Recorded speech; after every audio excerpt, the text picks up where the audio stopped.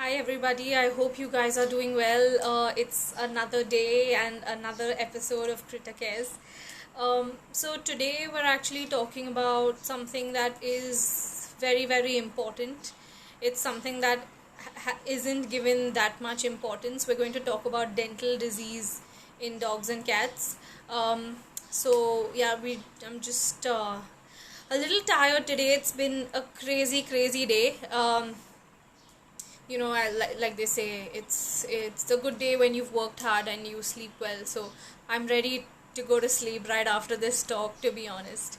Okay, so we're talking about dental disease. Okay, uh, today we're talking about dogs and cats. We will go more into dental disease of exotics next week. That's We'll talk about rodents and rabbits because they do have a lot of dental disease of their own. So today we're focusing on dogs and cats.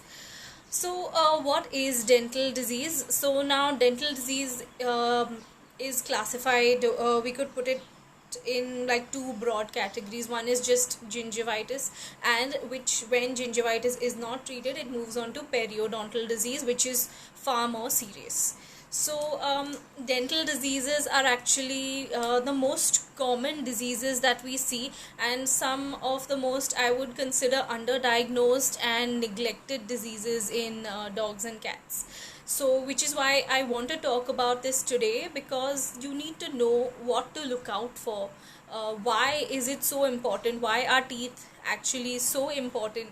Okay, it's kind of a pet peeve of mine. I hate bad teeth and teeth that are not taken care of. Okay, so personally, I'm super terrified of dentists, so which is why I take really good care of my teeth. So, all right. All right, let's move on. So we're talking about dental disease. Now let's not get into my irritation with teeth. Okay, so usually we see dental disease after the age of 3 years. So the degenerative part of it is what we see after their 3 years of age.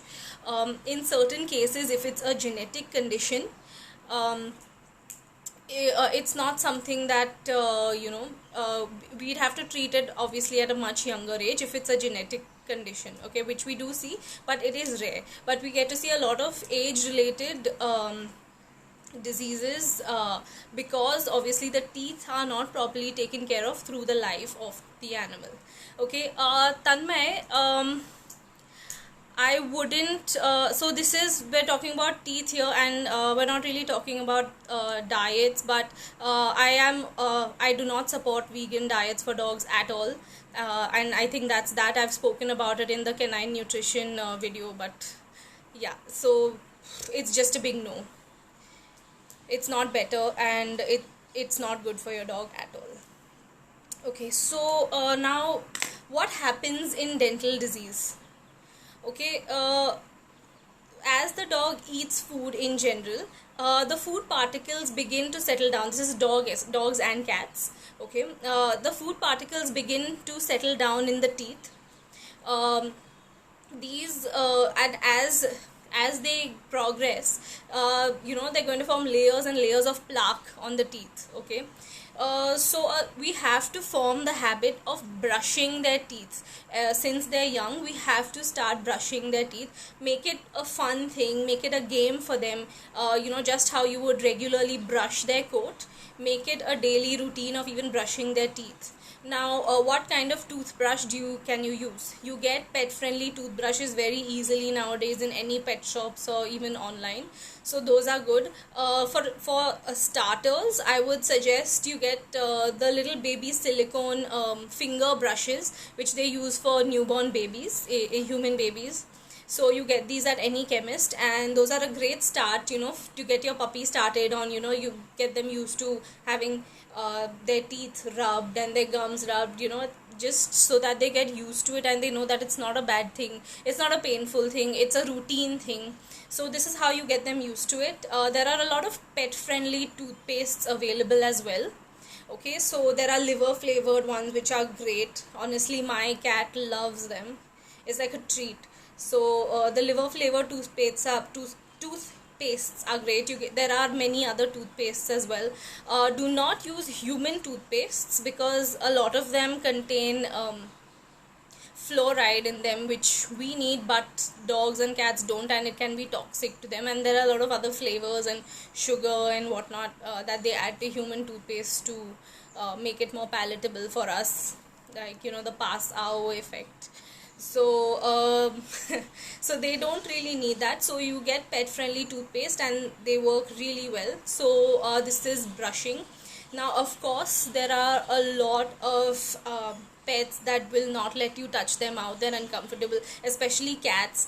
They obviously won't let you do half of the things that a dog would let you do to them.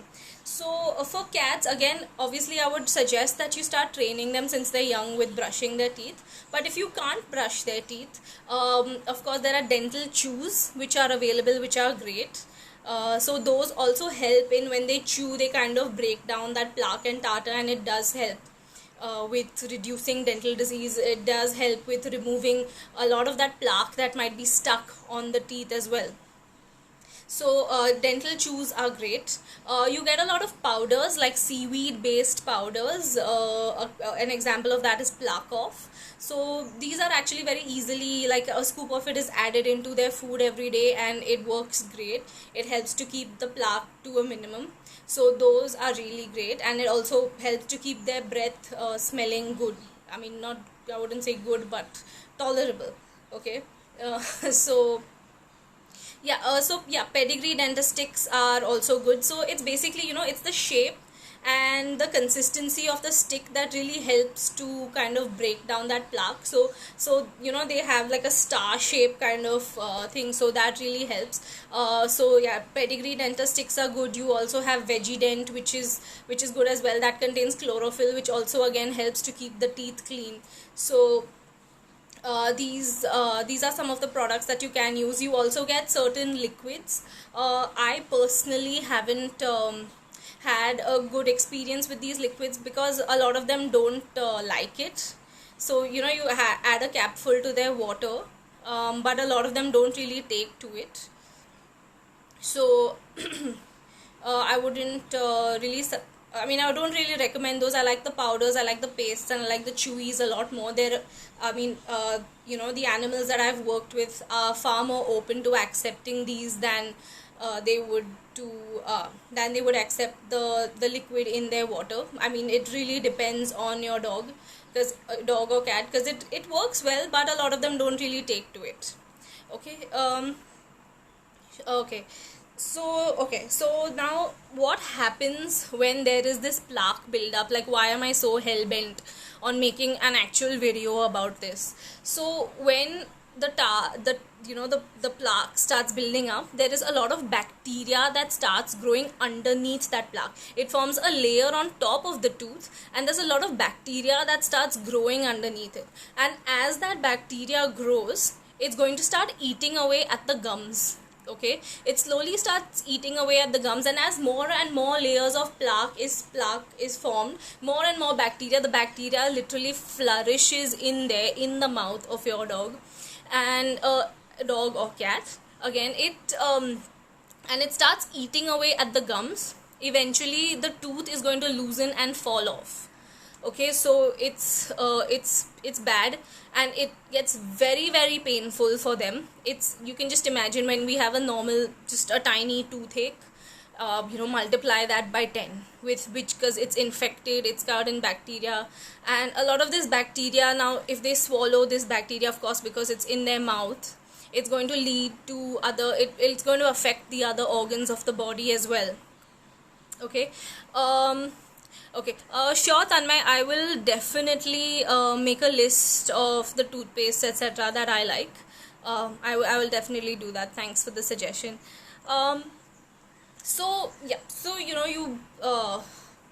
It keeps growing, and it's going to eventually lead to tooth decay. The entire tooth is just going to fall off.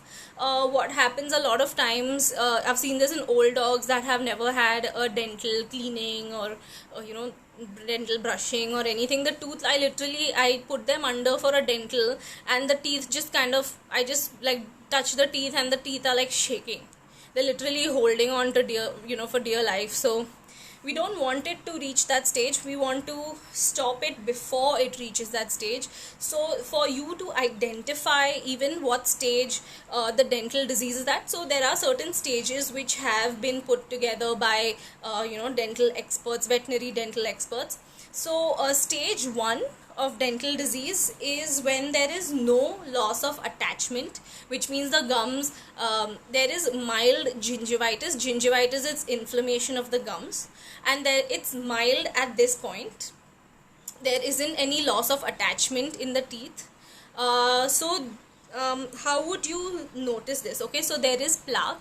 So plaque looks like a white yellow layer on top of the teeth. Usually the teeth are actually very sparkly white on the inside. When we clean them, like, you'd see a difference. Like if you look at some of the posts that I have posted on Instagram, you'll see some of the dentals, like you see the before and after.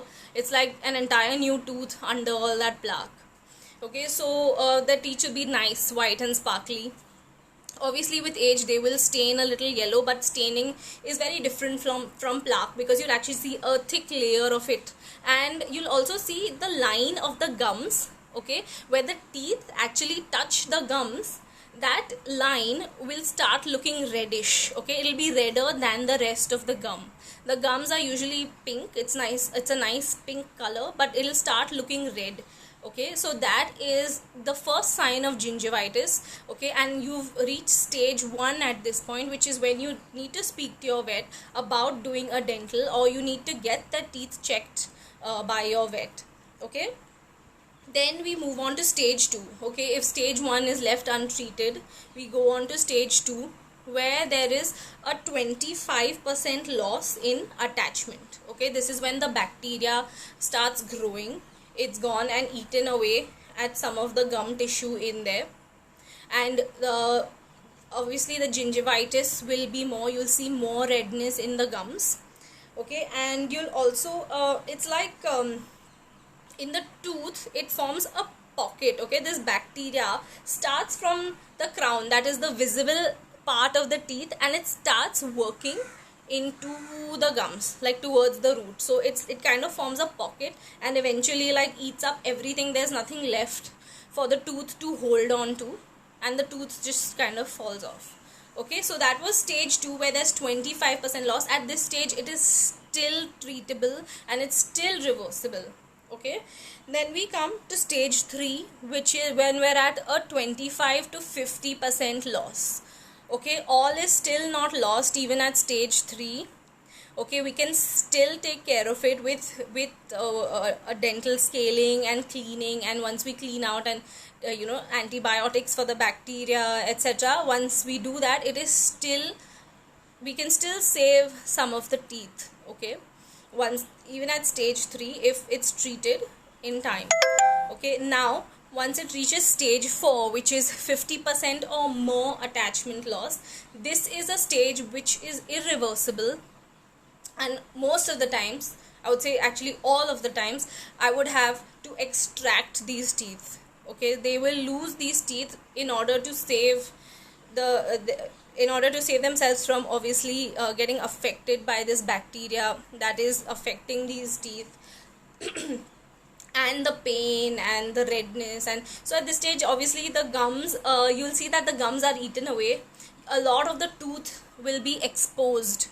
You will actually be able to see that the gums have been eaten away and a lot of the tooth has been exposed. And this is an extremely painful condition, because it's like yeah, I mean, I don't know if anyone has ever gotten a root canal. I'm sure you will understand how painful that is, or when your nerves are exposed, when you're and even the slightest cold or warm thing hits it, and it's like your whole head is completely shaken. Okay, so this is why you please do not want to reach stage 4. Let's just like stem it at stage 1 itself, so that they don't really have to go through this pain and suffering. Okay. So now why is this caused? Okay, that the only cause can't be, okay, I'm not brushing my dog's teeth, so my dog's dog or cat's teeth are going to rot. I mean, that will happen, but there are other causes as well. Now, in certain dogs, the milk teeth or the deciduous teeth don't fall off. So these are developmental defects. It does happen in certain dogs. So if these teeth are still remaining in the mouth, they obviously lead to overcrowding of teeth in the mouth, and because of that there are more food particles that get stuck between the teeth. So it's best that if the deciduous teeth haven't fallen within a year, like a year of age, they need to be extracted surgically. Okay, so that will just save us from any future painful conditions like these. Okay, and in a lot of dogs that are predisposed to these dental conditions would be brachycephalic breeds. Now, brachycephalic breeds are the ones that have flat faces. So pugs, boxers, bulldogs. So these guys have already flattened faces. So normally the teeth that would be in, that would fit in the mouth of a normal dog are already squashed in the face of the dog, and it's overcrowding of those teeth. They're all like vakada, like all, what's the English word for vakada? Like, they're all crooked. Yeah, they're all crooked teeth. Okay, so these crooked teeth again will lead to the food will get stuck. It's going to cause bacterial growth, etc., etc., etc., and again it's going to lead us to periodontal disease. Okay. Thanks, Tanmay, you're really helpful. Now, another cause for teeth issues is again trauma. Like if there is a fracture of the tooth, like sometimes our dogs and cats are playing, they bang into something, they break a tooth. So that obviously needs attention. In puppies sometimes, or even adult dogs like our labs, etc., they like to chew hard things, like they're chewing on stones or something. When they go down, they tend to fracture their teeth. So this is another cause of dental disease, and it is painful. So in a lot of these cases we need to treat it, obviously. And if the tooth, there are root canals that also happen in dogs and cats. Okay, root canals are possible and they do happen, and it does help them. Fillings, etc. So veterinary dentistry is vast, and it is a constantly growing field, and we're really working towards giving our animals just the same kind of treatment that we as humans get. Now there are certain viruses, especially in cats, that predispose them to dental disease. And in a lot of these cases, the best thing that we can do is a full mouth extraction, as we call it, which means we have to extract all the teeth in order for the cat to have a pain-free and a good quality life. So so now diseases like feline immunodeficiency virus, which is FIV, also called cat AIDS or feline AIDS, feline leukemia virus, the panleukopenia virus, not leukemia. And also immune mediated diseases.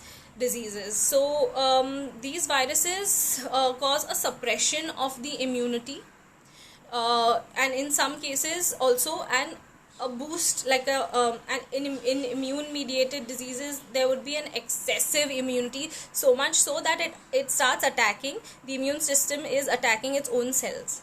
Okay, so when the immunity is low, of course they are more susceptible to the normal mouth bacteria that is present in the mouth. There is a lot of bacteria generally in the mouth as well. So if their immunity is low, because of certain viruses, or because of kidney disease or other diseases that they might have, so this will again lead to an overgrowth of bacteria in the mouth, and so this again will lead to periodontal disease. And in a lot of these cases, the best thing to do would be to extract all the teeth. So you remove basically the entire cause of the problem, and they're very happy without their teeth. They eat very well, they grow very well, they're pain free. They're the same playful cats, and of course when they bite you, it's not going to hurt. So that's another plus. So this is another thing that would help.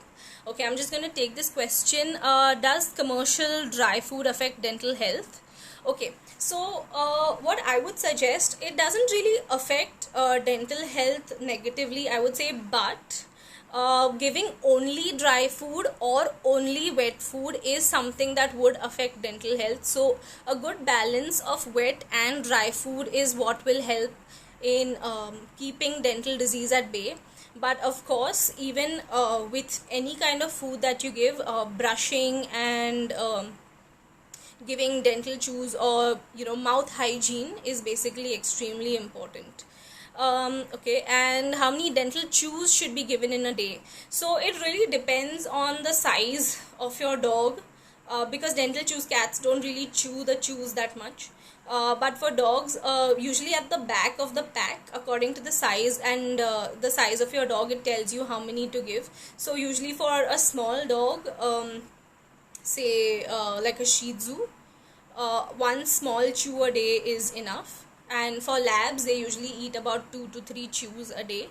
So it really depends, because a lot of these chews also come in different sizes depending on the breed and size of your dog. So you should buy a breed appropriate dental chew for your dog. For cats, I would again suggest brushing, and they don't really chew like dogs do, but the dental the plaque of powders, etc., are very, very good for cats. And you also get these BFAR is a company that has come out with a lot of these dental products. So they have the liver flavored toothpaste. They also have a liver flavored, it's not a toothpaste, but it's a tooth gel. And this gel actually has enzymes which help in maintaining dental health, and they don't require too much rubbing and brushing. So for cats, I find that a little more useful and easy to do than them making them sit and brushing their teeth. And it's liver flavored, so they usually like lick it off your hand. So that actually works quite well. And in certain breeds of dogs, dental diseases are genetic. So in dogs like greyhounds and schnauzers, these and terriers as well, the dental disease is a genetic condition. So at some point in time you will have to look into that and speak to your vet about what treatment needs to be done for their dental disease. So of course, not all dental disease needs extraction, but yes, regularly their dental scaling, polishing, just like we get it done for our teeth, needs to be done for our dogs and cats as well, especially after they are 3 years old. So a regular dental checkup every year is extremely important. And usually dental cleaning, which is dental scaling, is done under anesthesia, of course, because they aren't going to let us near their mouths with the scaling machine without anesthesia. So but don't be afraid of anesthesia. Anesthesia has also come a long way, veterinary anesthesia, and it is much safer than I would say it used to be, and a lot of things are monitored. So don't be afraid of the anesthesia, because your pet is going to suffer if they don't sometimes get this treatment. Okay, indie breeds, I wouldn't say are more or less prone to dental disease, but yes, they do get dental disease if their teeth are not taken care of, but they aren't, I wouldn't say they're genetically predisposed to dental disease like some of the other breeds are. Alright, and what else? Does anyone else have any more questions? You can see my my eyes are closing now. Okay, are there any more questions from anyone? Because I will be putting this up online and on IGTV and YouTube, Facebook and the works. So if there are any more questions, and if you've missed the live session, please feel free to ask me about this whenever you watch the video. Okay, and I think we've pretty much covered all the bases as far as it comes to dental disease in dogs and cats. Do not be afraid of them going under for a dental scaling. Okay, it's an important procedure which will help them a lot in the future. So yeah, so just basically this is for all dogs and cats. Dental hygiene, even Indies, all breeds, brush their teeth, give them dental chews, uh, also the dental powders or the liquids that are available in the market. Okay, you can use these. BFAR so far is a good brand that I have personally used as well for my pets, and it works really well. Okay, my cat is 4 years old and his teeth are pretty good, touch wood. So yeah. So okay, now when you talk about strays, are you talking about dogs and cats? I mean, are you talking about dogs or cats? Because we've spoken about Indies, and Indies are just as prone to getting dental disease as any other dog, just not genetically prone to it. But if dental hygiene is not maintained, um, it won't help. So cat dental so BFAR, that's BEAPHAR. It's the same company that makes the Hills products, Hills Science Plan products. So their products are pretty good. They have a wide range for dogs and for cats. Another one is Denta Paste, which is good for both dogs and cats. A Plaque Off is a powder which I actually use for my own cat as well. It is pricey, but a small box lasts about a month and a half, and it works really well. And trust me when I say it's cheaper than getting a full mouth extraction sometime in the future, or constantly treating dental disease. So then prevention is obviously better than cure, right? So stray so yeah, if Priya, you can just clear up your question for me, I can answer that for you.